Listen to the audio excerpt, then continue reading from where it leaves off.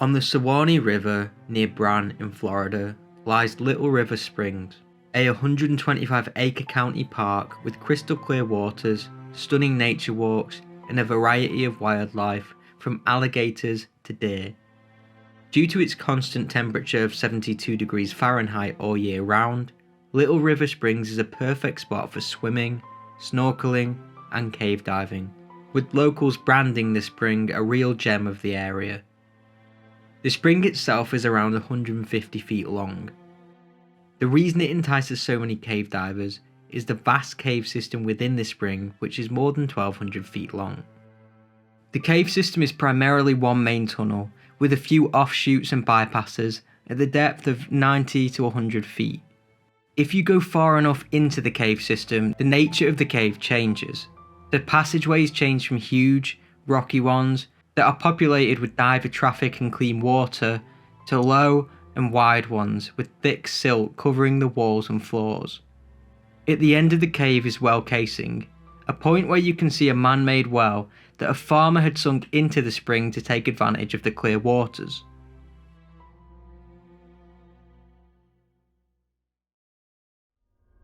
This brings us to the 26th of November 2003. It was the day before Thanksgiving, which saw Kane Overfield, who was 46 years old, and his nephew, Jerry Beets, who was 42 years old, enter Little River Spring at around midday with the intention of diving for around 80 minutes. Both were certified and experienced divers, and had dived Little River Springs around 20 times. Jerry was even a diving instructor. The divers were using a scooter. A scooter is a vehicle used to increase range underwater. They allow divers to see more, save air, and move between locations quicker. Both divers agreed that they would turn back when 1/3 of their air was consumed. This would be around well casing. The pair will have known the risks of reaching well casing, as in early March of 2000, an inexperienced diver drowned after reaching it. Sometime into their journey, the pair were arriving at well casing. At this point, without realising Jerry had stopped, Kane continued for another 200 to 300 feet before realising that he was now on his own. Kane was confused as he thought Jerry was right behind him, so he returned to well casing to find a worrying scene. Well casing was now completely silted out. A silt out is when the silt on a solid surface has been disturbed, which reduces a diver's visibility to almost nothing. This meant that Kane couldn't see Jerry among the silt. Kane didn't panic and began to search for Jerry within the silt. He stumbled onto Jerry whilst looking for him and grabbed him. According to Kane, he seemed absolutely fine, so he briefly let go of him after confirming his safety so that he could clip his scooter into the line. When he tried to grab him again, Jerry was gone. He had disappeared into the silt, and Kane never saw his nephew again. He continued to look for him, but was unable to find him. He then swam until he reached clear waters, and once he did, he began to bang on his tank, hoping that Jerry would hear the signal and find his way back. After a while of doing this, he decided Jerry must have gotten out ahead of him and made his way out of the spring. He began his decompression process and returned to the surface. To his dismay, Jerry was nowhere to be seen. Now, panic had set in for Kane and he ran to get help. Tommy Roberts was the first officer at the scene.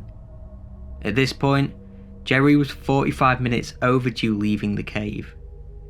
Tommy called in a diver team who began their search. On their initial search, a group of 4 rescue divers were unable to locate him. However, they found him on their second attempt at the end of what was known as the Florida Room. He appeared to be lifeless. After he didn't respond, the rescue team tried to give him air, but it was no use. His air tanks were completely depleted. Authorities called a recovery diver who went into the cave and retrieved the body. They also recovered the 2 scooters. Kane's was found in well casing, whereas Jerry's was found 100 meters on. Jerry's scooter was covered in clay, implying that he rid it into the wall at some point whilst trying to escape.